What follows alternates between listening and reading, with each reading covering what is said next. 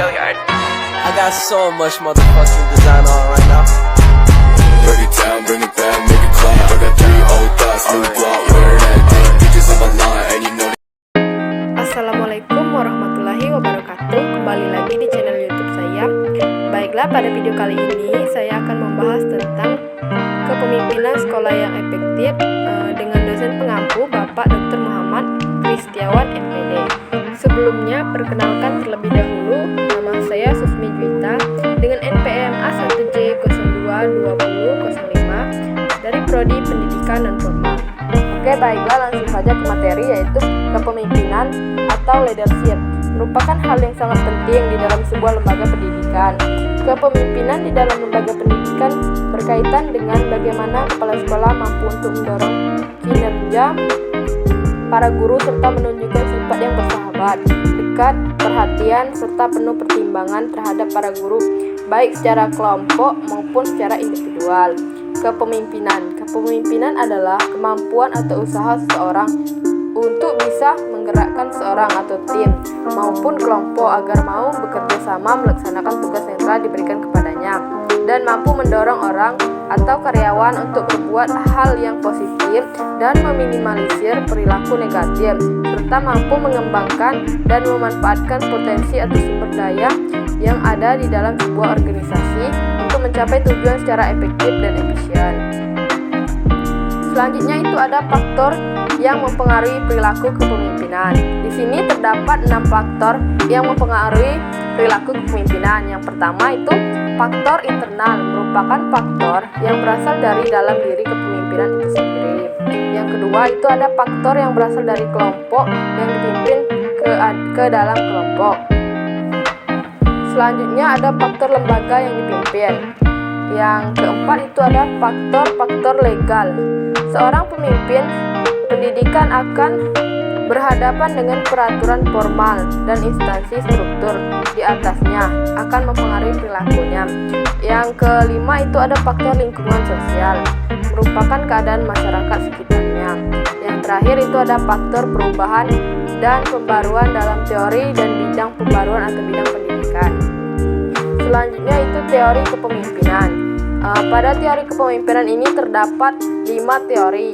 Yang pertama, teori orang terkemuka, teori lingkungan, teori pribadi dan situasi, teori interaksi dan harapan, teori humanistik. Selanjutnya, syarat dan proses seorang pemimpin pendidikan. 1. Seorang pemimpin harus memiliki kepribadian yang terpuji, antara lain periang, peramah, bersemangat, murah hati, dan spontan percaya diri, dan memiliki kepekaan sosial yang tinggi. Yang kedua itu paham dan menguasai tujuan yang hendak dicapai dan mampu mengkomunikasikan kepada bawahan atau stakeholder. Yang ketiga, memiliki wawasan yang luas di bidang tugas dan bidang-bidang lainnya yang relevan. Yang keempat, berpegangan pada prinsip-prinsip umum pendidikan yang meliputi konstruktif, kooperatif, kreatif, partisipatif, pendelegasian yang baik, profesional, memahami dan menerangkan prinsip kepemimpinan Pancasila yang dikembangkan Ki Hajar Dewantara.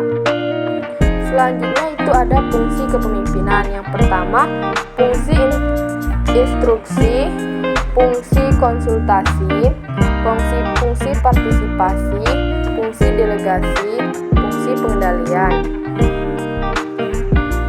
Dan ada juga kepemimpinan sekolah yang efektif. Yang pertama, inisiatif, inquiry, edukasi, konflik solving, discussion, ada kritik. Selanjutnya, kunci sukses kepemimpinan. Yang pertama, visi dan misi yang utuh, tanggung jawab, keteladanan, memberdayakan staf, mendengarkan orang lain, memberikan layanan prima, mengembangkan orang, memperdayakan sekolah, fokus pada peserta didik, manajemen yang mengutamakan praktik. Selanjutnya, hal yang harus dikenali dalam memimpin.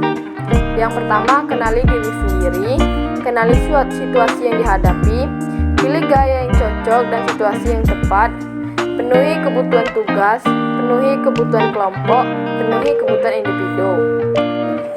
Baiklah, di sini saya akan membahas gaya-gaya kepemimpinan. Yang pertama itu tipe otoriter, merupakan pemimpin yang membuat keputusan sendiri karena kekuasaan terpusat dalam diri satu orang lain. Ia memikul tanggung jawab dan wewenang yang penuh. Selanjutnya itu ada tipe demokratis, merupakan pemimpin yang berkonsultasi dengan kelompok mengenai masalah yang menarik perhatian mereka, serta mereka dapat menyumbangkan sesuatu. Yang ketiga itu ada tipe pemimpin kendali bebas atau laissez-faire, merupakan pemimpin memberi kekuasaan pada bawahan. Kelompok dapat mengembangkan sasarannya sendiri dan memecahkan masalah sendiri. Pengaruh tidak ada, bahkan hanya sedikit. Yang keempat itu ada tipe pseudo-demokratis.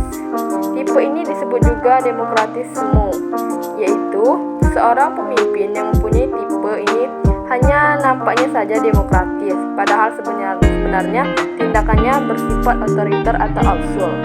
Baiklah, itulah tadi pembahasan materi yang berjudul tentang kepemimpinan. Saya akhiri. Wassalamualaikum warahmatullahi wabarakatuh.